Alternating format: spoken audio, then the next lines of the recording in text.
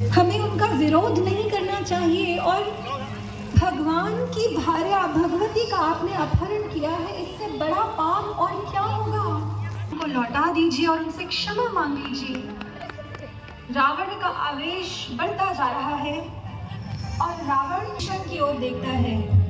विभीषण, तुम बताओ, तुम क्या सोचते हो। और जब विभीषण जी ने सुना, आज तक तो सामर्थ्य नहीं था, और श्री राम तो परमात्मा है, परमात्मा के साथ नेति नेति कहा जाता है, जो पूरे ब्रह्मांड के नायक हैं। आपको उनसे क्षमा मांग लेनी चाहिए। जब रावण ने आज ये सुना, आसन से उठ खड़ा होता है, विभीषण जी के पास आता है।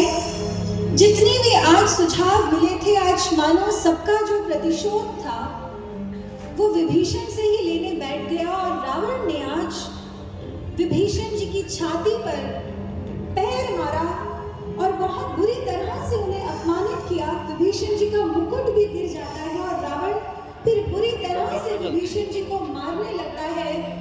और वह दिन था, विभीषण जी ने प्रतिक्रिया नहीं करी, वो मौन होकर उस राजमहल से बाहर निकल किसी के पास जाती है। अपनी माँ से यह अपेक्षा करती है कि माँ उसका निष्पक्ष होकर मार्गदर्शन करेगी। विभीषण ने पूछा कि माँ, आज सभा में भैया ने मेरे साथ यूं किया, तुम ही बताओ कि मैं क्या करूं। जानते हैं कैकसी ने क्या कहा।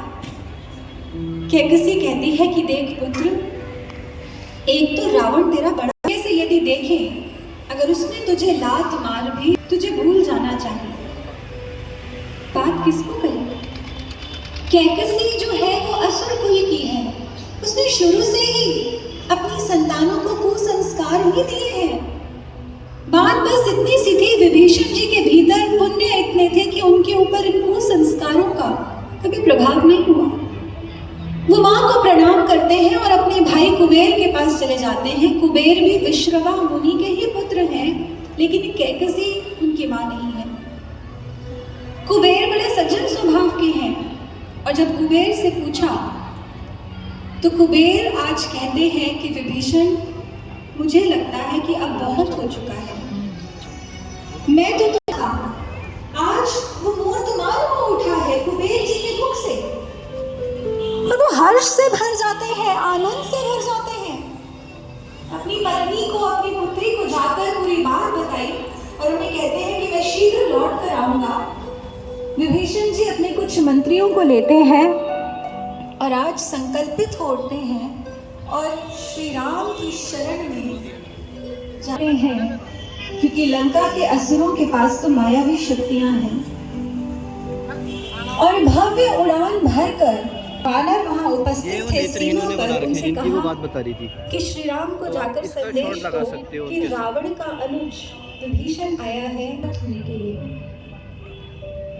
दूत जब ये बात सुनते हैं तो बड़े अचंभित रह जाते हैं, क्योंकि उन्हें लगता है कि ये विपक्ष से आया है, इसके पीछे कोई गलत नहीं। और वो दूत जब जाकर श्री राम को ये सूचना देते हैं तो श्री राम उस समय अपने मंत्रियों के संग बैठे थे। वहां महाराज सुग्रीव, लक्ष्मण जी, जाम्बवन जी, नल, नील, अंगद, हनुमान से उपस्थित।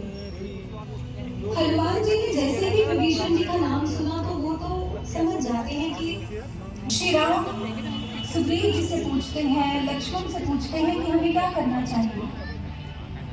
सभी यही कहते हैं कि हमें उन पर विश्वास नहीं करना चाहिए, बंदी बना लेना चाहिए या फिर उनका वध कर देना चाहिए।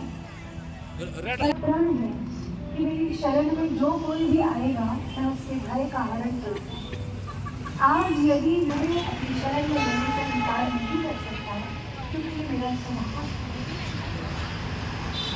सज्जनों को प्रभु से रक्षा होती है, वो अपना स्वभाव कभी नहीं स्वभाव बदल जाता है। किसी व्यक्ति को आते हैं, आज हम गाँव को दिखा जिनसे आज तक मन ही मन बातें किया, आज जब उन्हें स्थूल नेत्रों से देखा है मन ज्ञानी से बड़ा हुआ, मन पीड़ा से पढ़ो तो कोई बात है भैया। जो अच्छा से स्वाध्याय नहीं करता, जो दीक्षा कठोर होता है, वो चंद्र का दीवाना होता है, उसे सूर्य का प्रकाश भी मिल जाए ना तो वो उसे देखता नहीं तो उसके साथ संबंध नहीं होता। कि जैसे एक कमल का पुष्प होता है जो सूर्य के साथ संपर्क बनाता है और सूर्य के उजाले में खिल जाता है और रात्रि में